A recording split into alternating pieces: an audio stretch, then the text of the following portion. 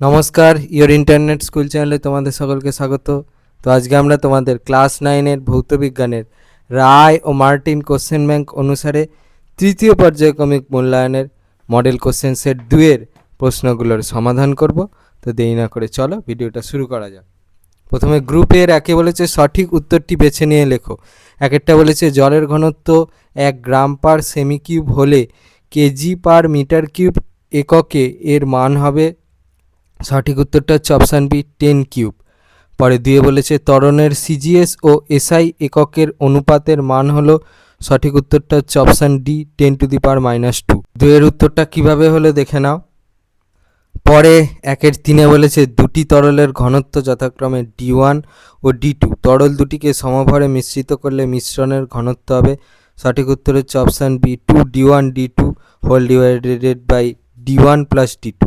4টা বলেছে কোনো বস্তুর ভর ও বেগ উভয় দ্বিগুণ করা হলে গতিশক্তি হবে। সঠিক উত্তর হচ্ছে অপশান বি 8 গুণ। পরের প্রশ্নটা বলেছে তরঙ্গ বেগ ভি, কম্পাঙ্ক এন ও তরঙ্গ দৈর্ঘ্য ল্যামডা এর মধ্যে সম্পর্কটি হলো। সঠিক অপশানটা হচ্ছে সি এরটা, V is equal to N lambda. পরে 6-টা বলেছে 1 joule is equal to dash calorie. সঠিক উত্তরটা হবে হচ্ছে সি এরটা 0.24। পরে 7-টা বলেছে আয়নী ভবনের একক হলো। সঠিক উত্তর হচ্ছে অপশান সি ইভি পার অ্যাটম। পরের প্রশ্নটা বলেছে 0.5 মোল জলে এইচ পরমাণুর সংখ্যা। সঠিক উত্তর হচ্ছে অপশান এ 3.011 × 10⁻23। পরের প্রশ্নটা বলেছে তরল অ্যারোসল হলো। সঠিক উত্তর হচ্ছে অপশান সি কুয়াশা। পরের প্রশ্নটা বলেছে মৃদু অ্যাসিড ও তীব্র ক্ষারের বিক্রিয়ায় প্রশমন জানাতে ব্যবহৃত নির্দেশক হলো। সঠিক উত্তর হচ্ছে অপশান বি ফেনপথলিন। পরের প্রশ্নটা বলেছে নিম্নোক্ত কোনটির অম্লবৃষ্টি সৃষ্টিতে সবচেয়ে বেশি অবদান রয়েছে। সঠিক উত্তর হচ্ছে অপশান এ সালফিউরিক অ্যাসিড। পরের প্রশ্নটা বলেছে নিম্নোক্ত কোন পদ্ধতিতে সাধারণ লবণ ও জলের মিশ্রণকে সম্পূর্ণরূপে পৃথক করা যায়। সঠিক উত্তর হচ্ছে অপশান বি পাতন। পরের প্রশ্নটা বলেছে জল দূষণের জন্য দায়ী যৌগটি হলো। সঠিক উত্তর হচ্ছে অপশান ডি Na3ASO3। এবারে গ্রুপ বি এর 2 বলেছে প্রতিটি প্রশ্নের অতি সংক্ষিপ্ত উত্তর দেওয়া বিকল্প প্রশ্নগুলি লক্ষণীয়। একটা বলেছে পীড়নের মাত্রীয় সংকেত লেখো। উত্তর। পরের প্রশ্নটা বলেছে শূন্যস্থান পূরণ করো। 1 picometre is equal to dash metre. উত্তর। পরের প্রশ্নটা বলেছে 4 ডিগ্রি সেলসিয়াস উষ্ণতায় 4 সেমি কিউব জলের ভর কত। উত্তর। পরে 2-3 অথবা বলেছে স্টপওয়াচের সাহায্যে ন্যূনতম কত সময় সঠিকভাবে পরিমাপ করা যায়। উত্তর। পরের প্রশ্নটা বলেছে প্রতিমিত বল বলতে কি বোঝায়। উত্তর। এই প্রশ্নের উত্তরটা তোমরা এই প্রশ্নের উত্তরটা থেকে পাবে। দেখো উত্তর এখান থেকে পর্যন্ত লিখবে। 2-5 বলেছে শূন্যস্থান পূরণ করো। 1 গ্রাম ভার is equal to dash newton. উত্তর। পরে 2-5 অথবা বলেছে প্রারম্ভিক বেগযুক্ত সমতরণে গতিশীল কণার বেগ সময় লেখচিত্র অঙ্কন করো। উত্তর। পরে 2-6 বলেছে ক্ষমতার সঙ্গে বলের সম্পর্কটি লেখো। উত্তর। এই প্রশ্নের উত্তরটা তোমরা এই প্রশ্নের উত্তরটা থেকে পাবে, দেখে নাও। পরের প্রশ্নটা বলেছে 1 kilowatt is equal to dash horse power. উত্তর। পরের প্রশ্নটা বলেছে জলের ব্যতিক্রান্ত প্রসারণের ঘনত্ব উষ্ণতা লেখচিত্রটি অঙ্কন করো। উত্তর। এই প্রশ্নের উত্তরটা তোমরা এই প্রশ্নের উত্তরটা থেকে পাবে, উত্তর। পরের প্রশ্নটা বলেছে কখন আপেক্ষিক আর্দ্রতার মান 100% হয়। এর উত্তরটা দেখো। তারপরে 2-9 অথবা বলেছে আপেক্ষিক আর্দ্রতা 60% বলতে কি বোঝায়। তো দেখো এই প্রশ্নের উত্তরটার জন্য তোমাদের এখান থেকে এই পর্যন্ত লিখতে হবে। এখানে 50% দিয়ে আছে, তোমরা 60% দিয়ে উত্তরটা লিখে দেবে, একই হবে উত্তরটা। পরের প্রশ্নটা বলেছে ম্যাক সংখ্যা কি। দেখো উত্তর। পরের প্রশ্নটা বলেছে ডেভিড শব্দের শব্দ নির্বন্ধ কত সেকেন্ড।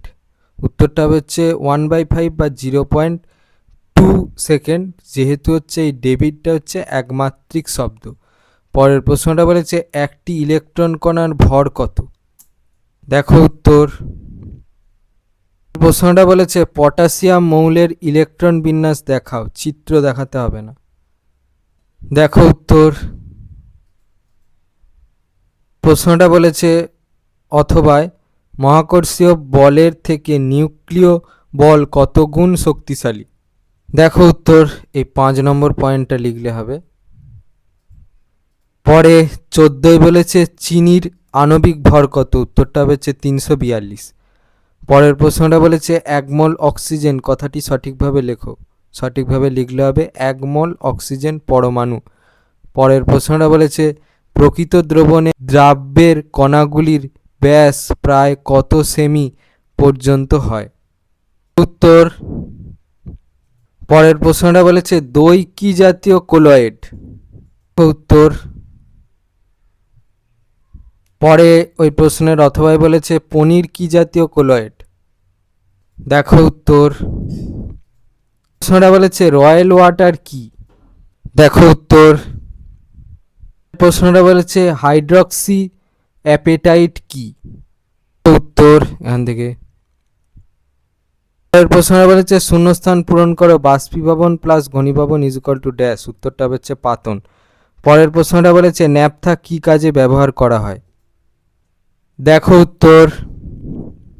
পরের প্রশ্নটা বলেছে অথবায় আংশিক পাতনের ক্ষেত্রে দুটি তরলের স্ফুটনাঙ্কের ন্যূনতম পার্থক্য কত হওয়া উচিত? উত্তর। এই প্রশ্নের উত্তরটা তোমরা এই প্রশ্নের উত্তরটা থেকে পাবে। 25 ডিগ্রি সেলসিয়াসের। প্রশ্নটা বলেছে পানীয় জলে কলিফর্ম সংখ্যা কত থেকে কত এর মধ্যে হওয়া উচিত? দেখো উত্তর। প্রশ্নটা বলেছে মিজ রেখা কি? উত্তর। এই প্রশ্নের উত্তরটা তোমরা এই প্রশ্নের 4 প্রশ্নের উত্তরটা থেকে পাবে। 4 নম্বর পয়েন্টটা লিখতে হবে, দেখে নাও। আরে গ্রুপ সি এ 3 বলেছে প্রতিটি প্রশ্নের উত্তর দাও, বিকল্প প্রশ্নগুলি লক্ষণীয়। 3 একেরটা বলেছে একটি ধাতুর আপেক্ষিক গুরুত্ব 7.5, ওই ধাতুর আয়তন 200 মিটার কিউব হলে ধাতুটির ভর কত? উত্তর এখান থেকে।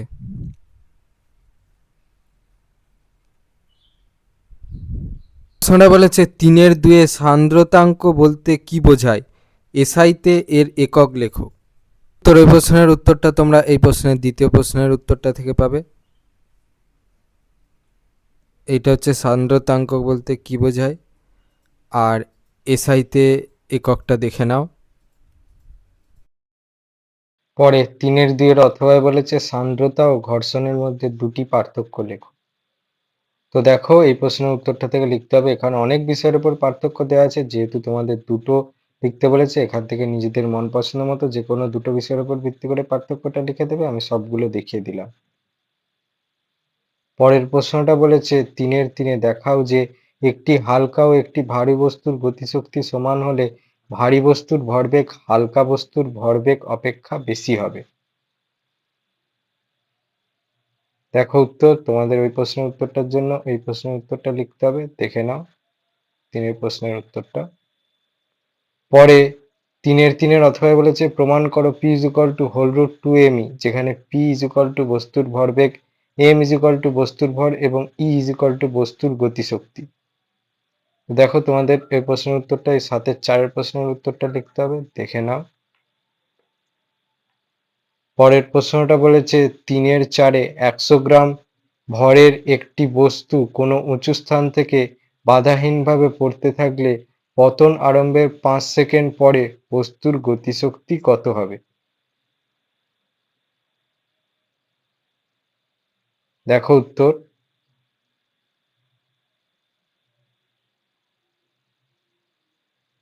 পরের প্রশ্নটা বলেছে 5 তুলাযন্ত্র ব্যবহারের দুটি সতর্কতা লেখো। তো দেখো এই প্রশ্নের উত্তরটা তোমরা 10-2 প্রশ্নের উত্তরটা থেকে পাবে। এখানে অনেক সতর্কতা দেওয়া আছে, এখান থেকে নিজেদের মন পছন্দ মতো যে কোনো দুটো সতর্কতা লিখে দেবে। আমি সবগুলোই দেখিয়ে দিলাম।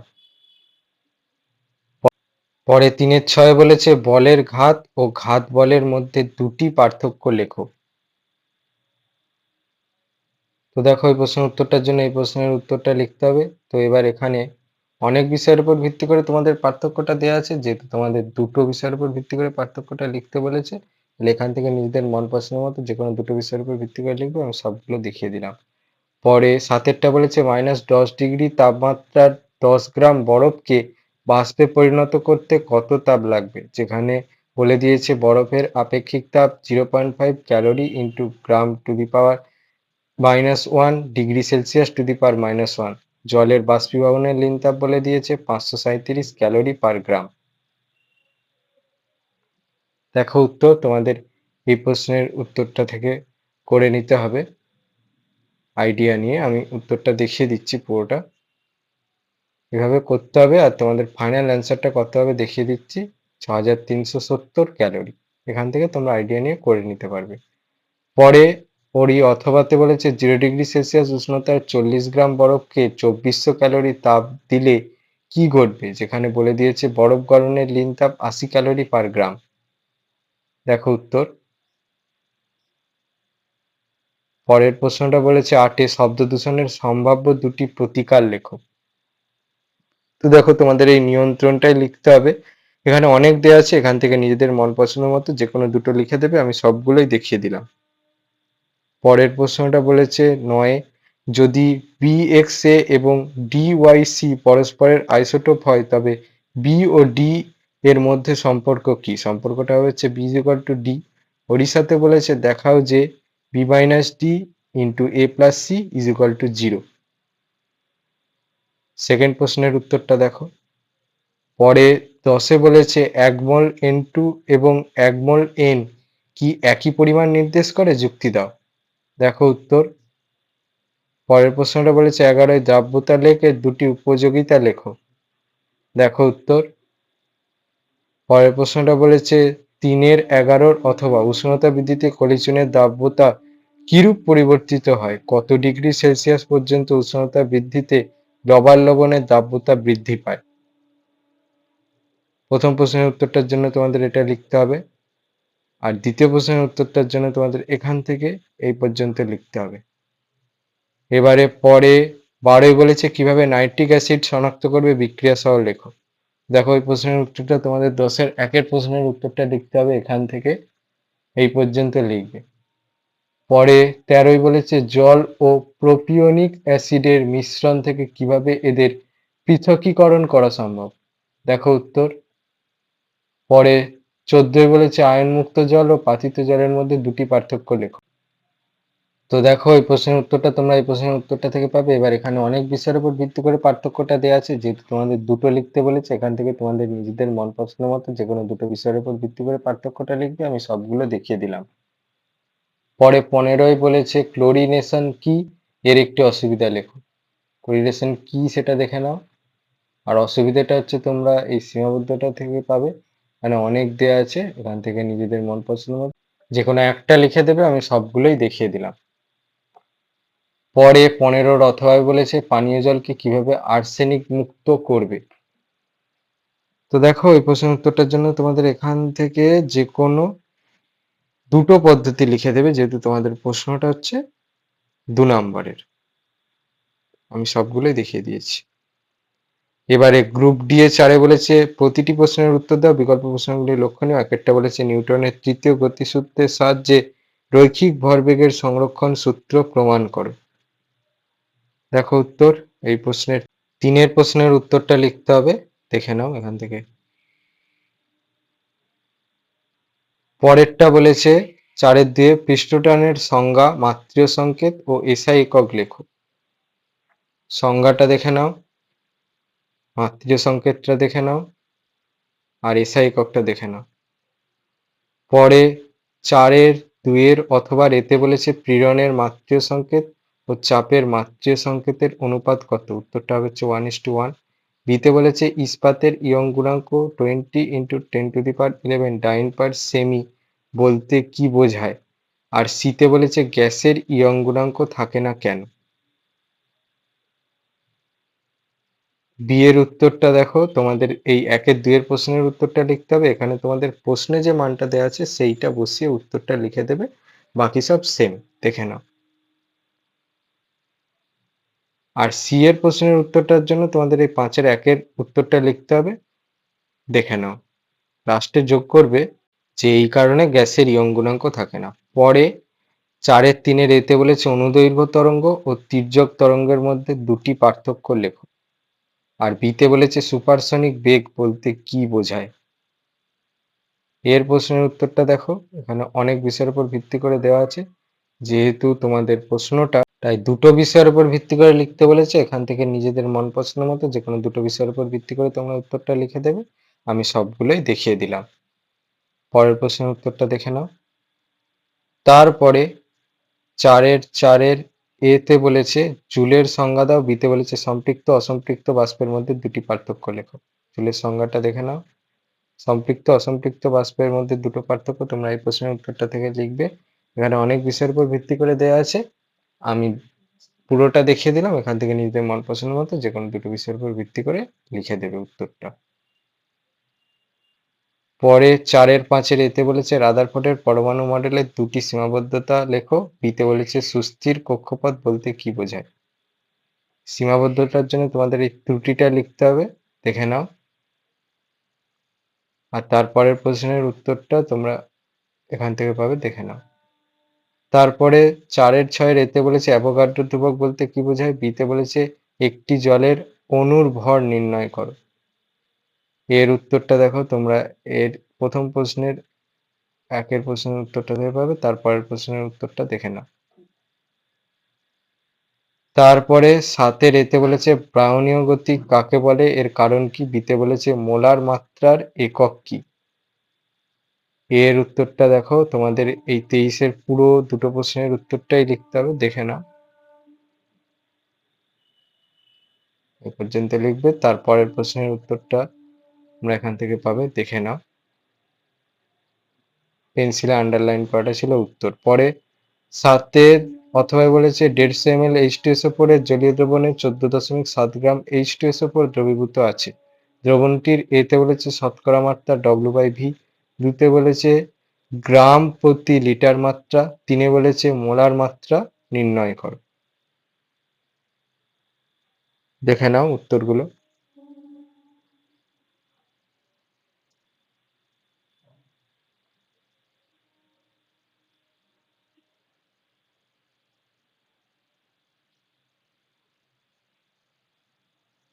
পরে 8-এ বলেছে অ্যান্টাসিড কি, অ্যালুমিনিয়াম চূর্ণকে কস্টিক সোডা সহযোগে উত্তপ্ত করলে কি ঘটে সমীকরণ সহ লেখো। এর প্রশ্নের উত্তরটা দেখো।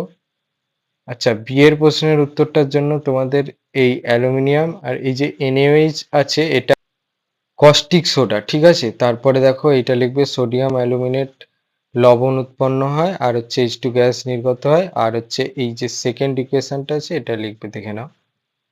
তো এই ছিল তোমাদের ক্লাস 9-এর ভৌত বিজ্ঞানের রায় ও মার্টিন কোশ্চেন ব্যাংক অনুসারে তৃতীয় পর্যায়ক্রমিক মূল্যায়নের মডেল সেট 2-এর প্রশ্নগুলোর সমাধান। তো তোমাদের যদি এই ভিডিওটা ভালো লেগে থাকে তাহলে ভিডিওটাকে অবশ্যই লাইক করে দাও এবং আমাদের চ্যানেলটাকে অবশ্যই সাবস্ক্রাইব করে দাও। এই ধরনের ভিডিও নোটিফিকেশন চটজলদি পেতে হলে আমাদের চ্যানেলটাকে সাবস্ক্রাইব করার পাশাপাশি পাশে থাকা বেল আইকনে গিয়ে অবশ্যই ক্লিক করে দাও, যাতে করে ভিডিও আপলোড হওয়ার সাথে সাথেই তোমরা তার নোটিফিকেশন পেয়ে যাও। আর দেখবে ভিডিও ডিসক্রিপশনে আমাদের টেলিগ্রাম এবং হোয়াটসঅ্যাপ গ্রুপের লিঙ্ক দেওয়া আছে, সেখানে তোমরা চটজলদি জয়েন করে যাও, যাতে করে সাজেশনের পিডিএফ গুলো তোমরা চটজলদি কালেকশন করে নিতে পারো। তো আজকের মতো ভিডিওটা এই পর্যন্তই, দেখা হচ্ছে পরবর্তী ভিডিওতে।